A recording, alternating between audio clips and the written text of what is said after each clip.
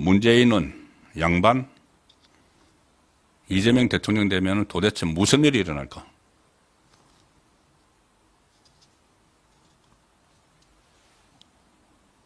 일단 이재명이 대통령 되면은 제가 몇 차례 말씀드렸다시피 극단적인 혼란은 불가피합니다. 왜냐하면은 재판이 안 끝난 상태에서 만약에 대통령이 되면은 불소추 특권의 적용 범위를 놓고 불소추 특권을 대통령이 된 이후에 불소추 특권이 있는 것인가, 아니면 되기 전에 재판이 진행되던 건 그대로 진행이 돼야 되는가, 이 논란이 막 일어나겠죠. 이재명은 불소추 특권이 있는데 재판 안 돼 하겠지만은, 만약에 재판이 그래도 진행이 되면은 대통령이 하루 5개 재판 받으러 하루에 하나 정도 재판 받으러 5개의 재판이니까 경호원들 데리고 재판 법원에 가야 됩니다. 매일 거의 매일. 그리고 만약에 그래서 하나라도 확정 판결 나오면은 대통령 자리에서 물러나고 다시 선거 다시 치러야죠. 그런 대혼란이 일어나는데, 그건 아마 이재명이 이 막강한 그 권력을 찬탈을 그 찬탈한 권력 가지고 다 막을 겁니다. 그대로 갈 겁니다. 그러면 이재명이 그대로 대통령 직무를 수행을 하면은, 상상하기 싫은 이야기지만 내일 탄핵이 정말 가결이 되면 이런 일이 벌어질 수도 있다는 걸 제가 말씀드리고 있는 것이죠. 지금 일단은 8개 사건에 12개 혐의로 5건의 재판을 받고 있는 사람이 이재명입니다. 이재명의 개인 스타일을 말씀드리는 겁니다. 그 전에 전과가 4개가 있습니다. 전과 사범인데 5개 다 유죄받으면 전과 구범되죠. 수사받는 것이니까는 전과 구범 플러스 알파를 그런 1억을 가진 사람이 대통령에 앉으면은, 그리고 과거 대통령도 전과들 있었죠. 근데 그것들은 거의 다 민주화 운동, 아니면은 노동 운동, 이런 겁니다. 집시법, 이런 건데, 이재명은 지금 전과가 새로 생길 것들이 인허가 장사한 거, 법인카드 가지고 소고기 사먹은 거, 북한 조선노동당에 뇌물 준 거, 이런 거죠. 그리고 북한 대북 문제에서 정말 엄청나게 굴욕적인 일들이 벌어집니다. 왜냐하면은 북한에 그때 가려고 800만 달러나 돈을 북한 조선노동당에 퍼줬던 인물이 이재명이고, 그래서 제가 문제는 차라리 양반이라고 그렇게 표현하는 것도 대북 문제에서도 그럴지도 모릅니다. 심지어 그때 그 천안함 폭침 사건의 주범인 김영철에게 나 좀 초청해달라고 공문을 보내면서 김영철에게 찬사를 보냈던 그런 인물이죠. 그런 인물이 대한민국 대통령이 됩니다. 만약에 내일 그 가능성이 높아집니다. 만약에 내일 탄핵안이 처리가 되면은, 그건 북한의 저자세 물론이고, 그때도 선대, 김일성, 김정일을 가리켜서 선대 이런 표현, 우리 북한 이런 표현도 했었죠. 또 하나, 중국의 완전히 굽신굽신, 그때 이쪽에도 쎄쎄 저쪽에도 쎄쎄 이런 발언을 하고, 싱하이밍 그때 주한 중국 대사에게 일장 훈시를 듣는 그런 모습도 있었죠. 중국 대사관제에 찾아가가지고 그것을 유튜브로 훈시를 듣는 장면을, 일개 국장급 외교관에게 제1야당 대표가 훈시를 듣는 장면, 얼마나 치욕적이었습니까? 그런 사람이 대통령이 되면은. 자, 그런 것도 그렇고, 제가 가장 우려하는 것은 이겁니다. 이재명이 대통령 되면은 거대 야당, 이제 거대 여당이 되겠죠, 그때. 민주당이 제출하는 법안들, 막 폭주하는 이 법안들에 대해서 거부권 행사를 안 하겠죠. 자기가 당 대표할 때 다 했던 거니까 거부권 행사 안 하고 다 거대 여당인데다가 대통령도 잡하면은 그냥 다 통과시키죠.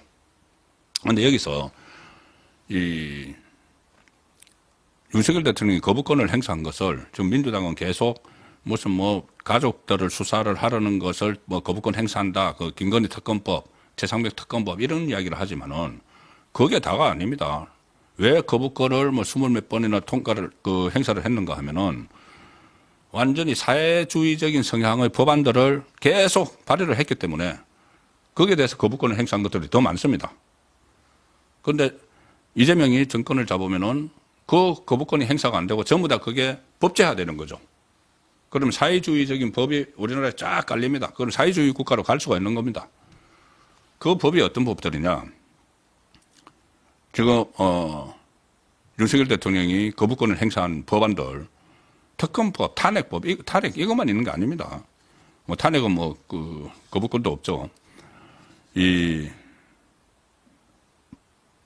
거부권을 행사한 법안 중에 양곡관리법, 노란봉투법, 방송법.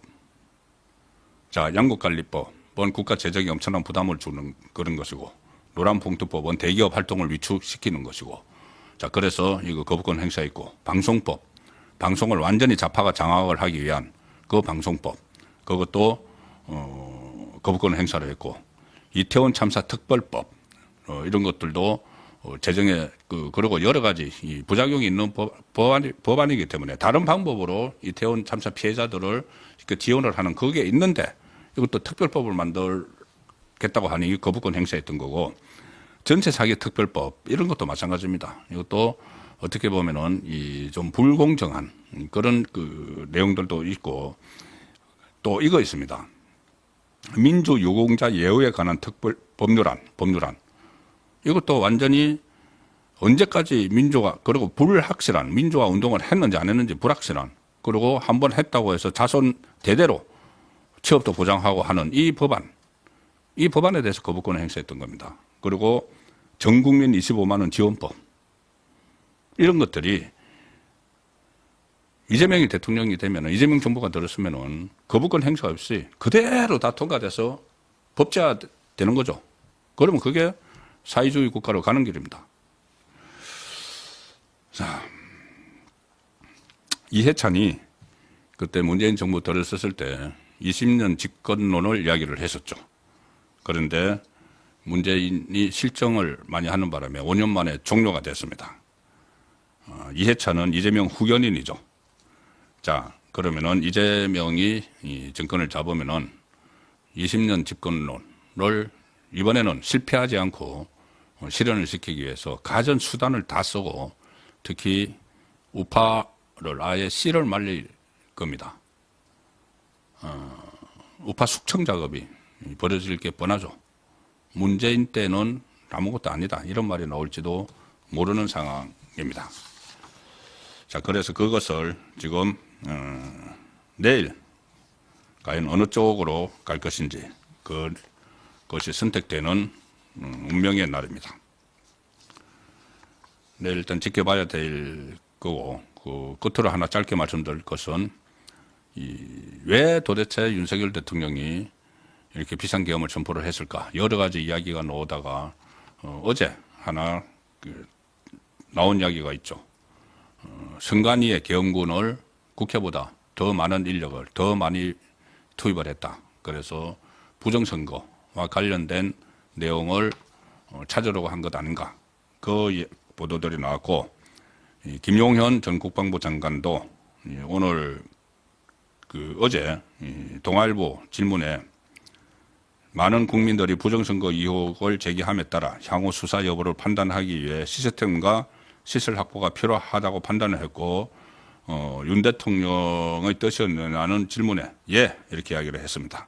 많은 국민들이 부정선거에 대해 의혹을 가지고 계신다. 이 의혹을 해소하기 위해 필요한 조치를 한 것이다. 이렇게 이야기를 했습니다. 그러니 이게 왜 이렇게 과연 비상계엄을 선포를 했을까 중에, 만약에 이것과 관련한 의혹이 많았던 부정선거와 관련한 내용을 선관위에서 확인을 하려고 했었다면은, 그 파악한 내용이 있으면 그것을 만약에 지금 제시가 된다면은 상당히 대대적인 그 상황 반전도 일어날 수 있는 건입니다. 그런데 거기에 대해서는 아직 뭐 이런저런 그 이야기가 나오지 않고 있으니까, 구체적인 이야기가 나오지 않고 있으니까는 이걸로 상황 반전시키기는 상당히 지금 당장 내일 투표가 있기 때문에 좀 난망한 일이 되어가고 있는데, 어쨌든 내일 어떻게 보면 나라의 운명을 좌우하는 그런 투표가 내일 실시가 됩니다. 한동훈 대표 그리고 친한계들이 본인들의 어떤 뭐 정치적인 계산을 했는지 몰라도 본인이 한동훈 대표가 내가 조기 대선에 실시돼서 내가 나가면은 이길 수 있다. 아마 조국은 죄송합니다. 이재명은 그 사이에 구속이 그러니까 피선거권이 박탈될 수가 있으니 내가 나가면 이긴다. 이렇게 오판을 하고 이런 일을 하는지도 모르겠지만 그런 분석도 있습니다. 그러나 제가 지금까지 말씀드린 대로 이재명은 이 윤석열 대통령이 직무 정지가 되는 순간에 모든 것은 이재명 차지가 됩니다. 이재명이 사실상 정권을 탈취해 버리기 때문에 재판이 진행 안 될 가능성이 상당히 높아집니다. 그런 점도 좀 유념을 해서 내일 표결에 임해야 된다는 말씀을 드립니다.